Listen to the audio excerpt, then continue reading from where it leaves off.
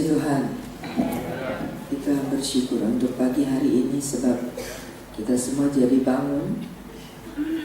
Karena ketika berpindah pada tanda baca maka kita nggak bisa ngantuk, kita nggak bisa meleng, kita nggak bisa tunggu nanti giliran saya baru melek begitu, sebab semua kita harus buka mata. Kejadian 21 adalah kegenapan janji Allah kepada keluarga Abraham.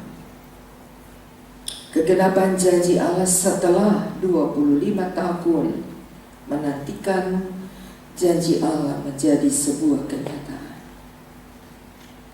Kegenapan janji Allah di atas keluarga yang mustahil mendapatkan anak karena kedua mereka sudah usur.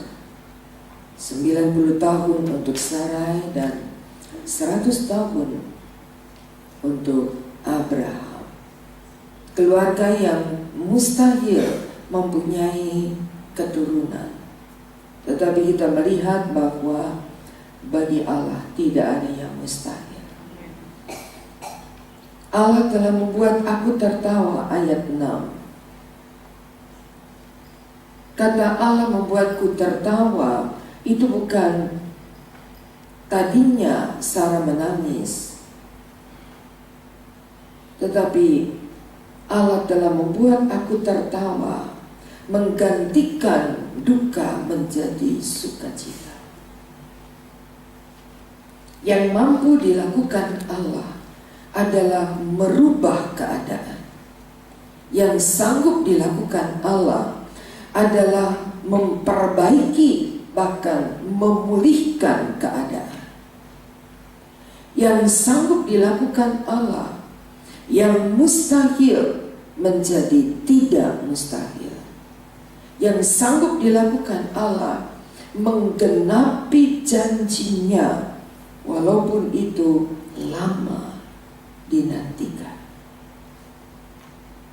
Tetapi kelahiran Ishak merupakan satu bagian yang terjadi pada waktu itu, sebab mujizat belum pernah terjadi. Sebelumnya tidak ada kalimat-kalimat mujizat. Sebelumnya belum pernah ada perkara-perkara ajaib. Tapi mujizat yang pertama adalah Sarah mengandung. Mujizat pertama di zaman kitab Kejadian.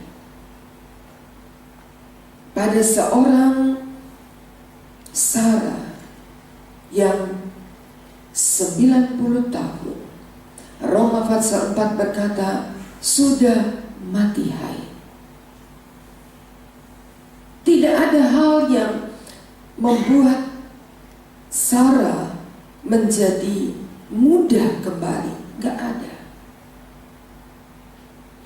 Tidak ada ceritanya atau ada obat resep ajaib yang dapat membuat kandungan Sarah yang telah lapuk itu menjadi subur kembali.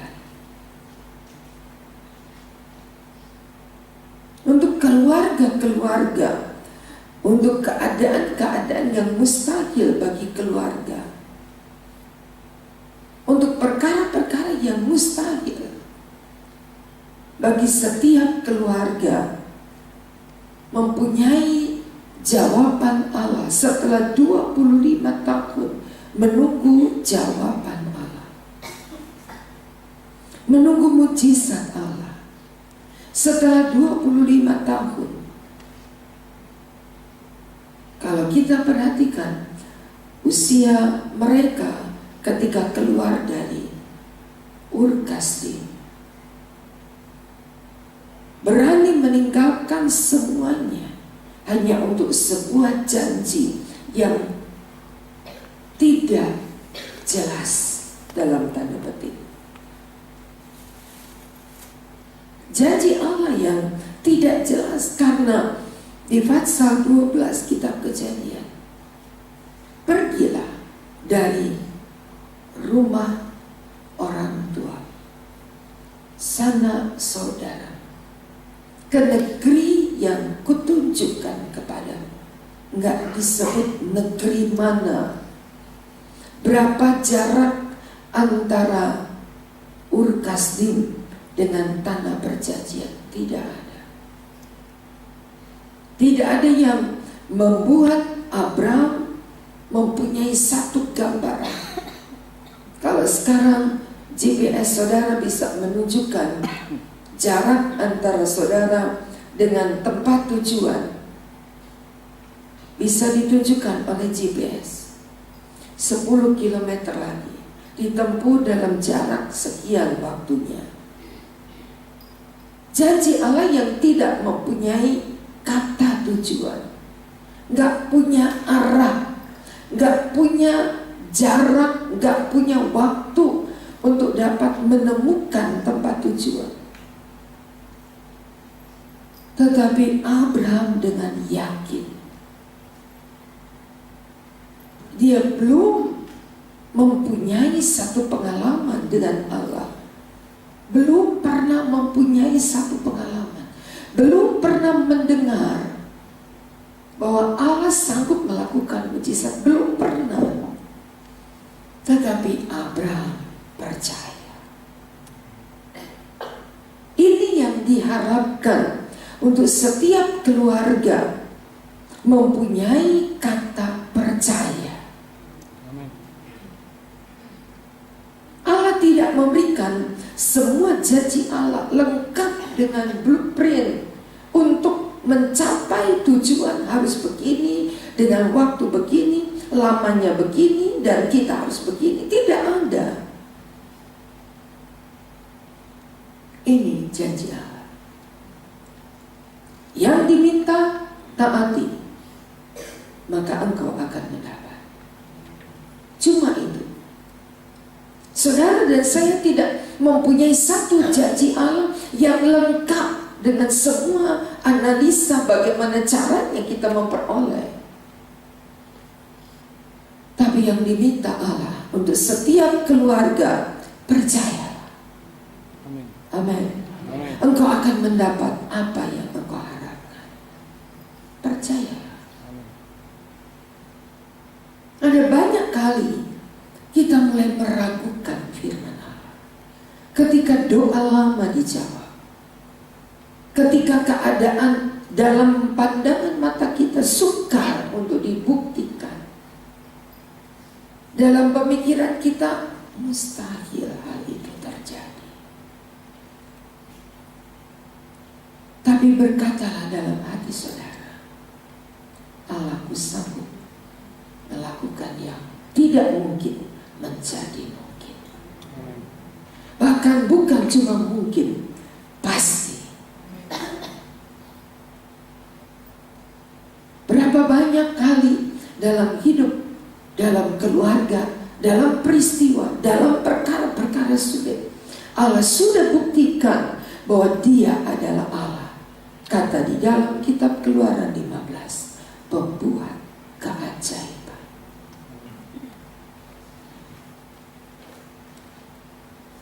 Semakin kita dibawa kepada satu keadaan yang sulit untuk dimengerti, apakah memungkinkan Allah melakukan sesuatu. Tetapi Allah tidak pernah merubah janji, bahkan tidak pernah bohong. Itu yang kita tahu dengan pasti. Mazmur 89. Mazmur 89. Kita baca bersama ayat yang ke-34. Mazmur 89 ayat 34. Tetapi kasih setiaku tidak akan kau jauhkan daripadanya, dan aku tidak akan berlaku curang dalam hal kesetiaanku. Aku tidak akan berlaku curang. Amin. Itu yang Allah katakan. Tetapi kasih setiaku tidak akan kujauhkan daripadanya.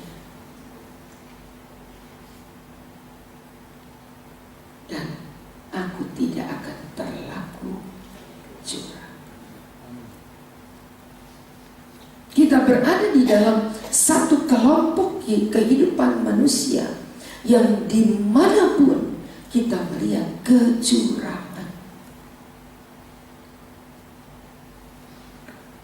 Sangat menyakitkan, sangat menyedihkan ketika suami istri melihat kecurangan.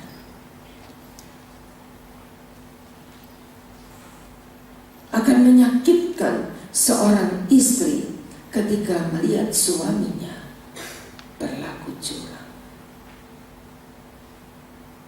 Hal yang tidak jelas, hal yang disembunyikan, tapi kecurangan selalu menjadi satu kata untuk membuktikan perbuatan tersembunyi yang curang, yang salah.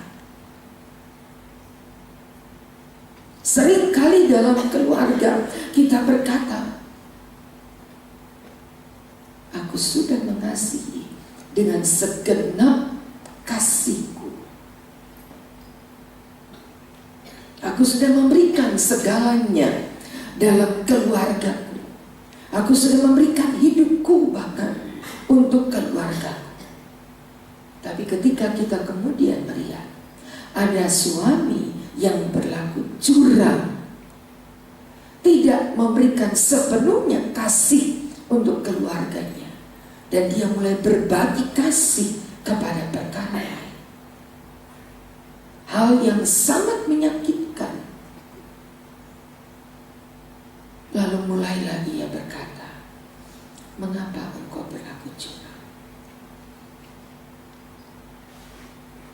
Perkara yang begitu menyedihkan, begitu menyakitkan, kenapa engkau berlaku curang?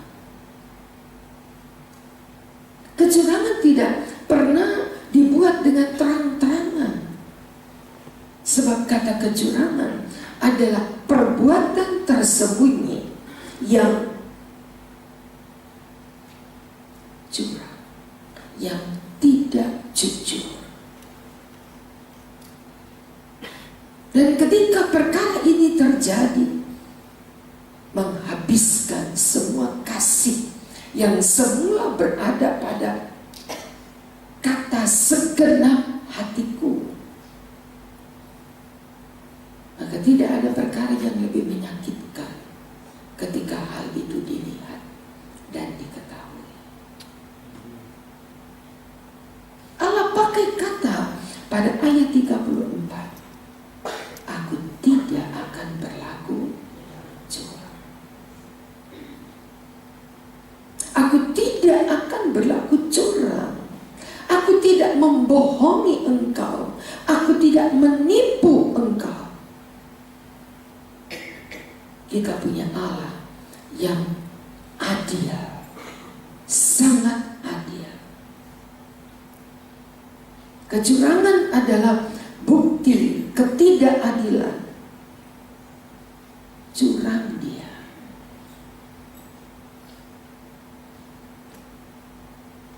Ketika kita temukan perkara-perkara itu terselubung, dan kita berada di dalam kondisi, di situasi, di keadaan yang demikian, orang dengan begitu mudah membuat kata curang dalam keluarga.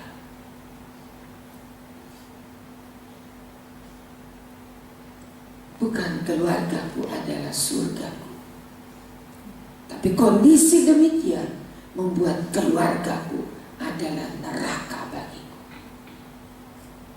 Karena ada hal-hal yang curang yang dibuat oleh manusia.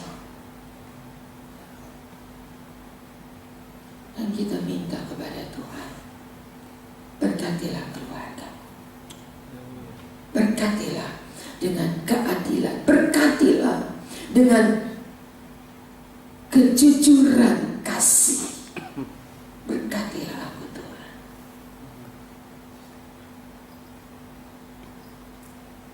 Hanya itu mungkin yang dapat mempertahankan kasih di dalam keluarga. Kita harus berkata jujur pada diri sendiri. Aku pernah berlaku curang. saudara dengan Tuhan yang tahu. Tapi ingat, kita tidak dapat menipu Allah. Ini adanya, ini keadaanku, ini apa adanya. Dan ketika Tuhan melihat apa adanya, maka saya percaya Allah akan temukan saudara yang perlu untuk diperbaiki. Kalau kita mau berkata jujur, kita akan berkata, ini adaku Tuhan, ini adanya aku Tuhan.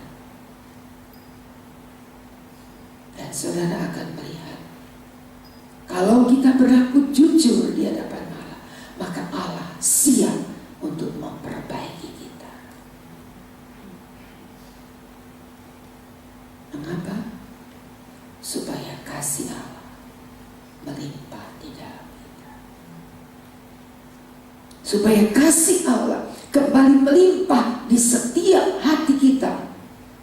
Tujuan daripada pasutri dengan acara yang dibuat hari ini bukan mengisi hari libur. Kalau untuk mengisi hari libur akan sangat rugi.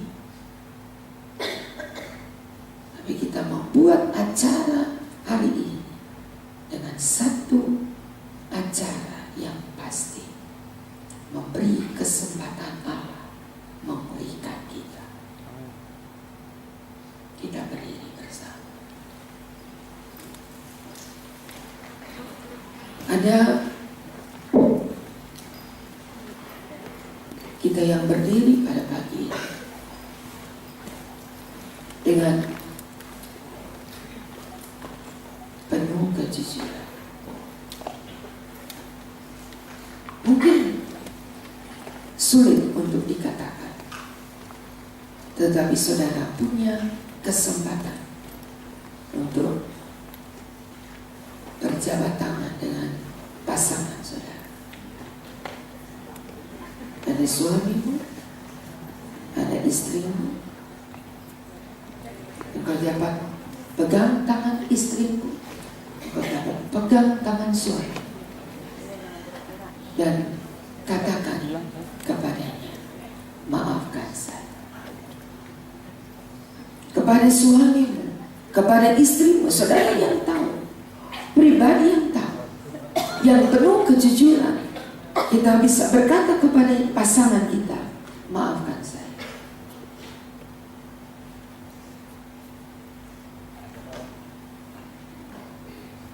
Belum semua saja tidak mau berkata jujur. Hanya orang yang jujur yang diberkati Allah. Hanya orang yang mau berkata jujur, dia akan mulai pagi hari ini, mulai dengan kata diberkati oleh Allah. Bukan kepada orang lain, tapi kepada pasangan kita. Maafkan saya, dan izinkan Allah memperbaiki kita. Mulai dari acara kita yang pertama pagi, Allah sudah memberkati kita. Berkata jujur di dalam hati, tidak ada kecurangan, tidak ada satupun yang tidak dilihat oleh Allah. Itu bukan cuma perkataan, bukan cuma perbuatan, tapi hati kita jujur di hadapan Allah. Dan katakan, maafkan saya. Itu dengan penuh kejujuran. Berani berkata di hadapan istri, berani berkata di hadapan suami, maafkan saya. Dan kalau tindakan ini terasa begitu sederhana,